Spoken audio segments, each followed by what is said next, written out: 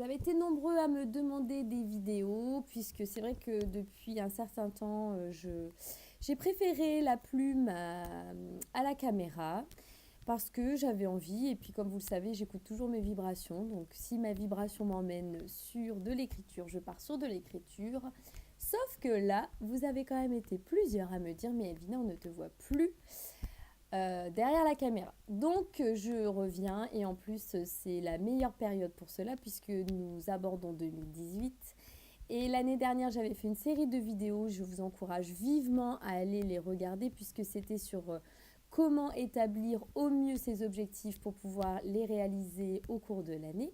Donc ça, elles sont toujours valables et elles vous aideront à obtenir vraiment les meilleurs résultats si vous fixez des objectifs dans les meilleures conditions. Je garderai le bafouement parce que je trouve que la spontanéité, c'est quand même le mieux dans les vidéos. Donc là, aujourd'hui, on va entamer un super sujet qui est vos objectifs 2018. Mais avant cela, donc là, je me suis équipée, comme vous pouvez constater. Avant ça, donc pour les objectifs 2018, on va d'abord faire le bilan 2017. Donc moi, je fais le même exercice que vous parce que je trouve que c'est extrêmement intéressant. Et en plus de ça, ça nous permet vraiment de faire le point et de voir là où on a envie d'aller. Donc moi, sur les objectifs 2017, ce que j'ai fait, c'est que j'ai repris la liste de mes objectifs 2017. Et j'ai coché tout ce que j'avais réussi à faire.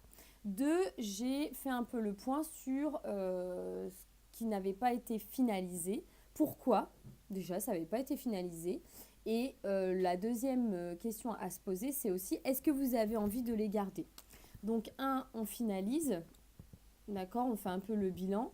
Et deux, ce qu'on fait, c'est, est-ce que on les garde ou pas pour l'année qui suit? Est-ce qu'on les garde? Hop.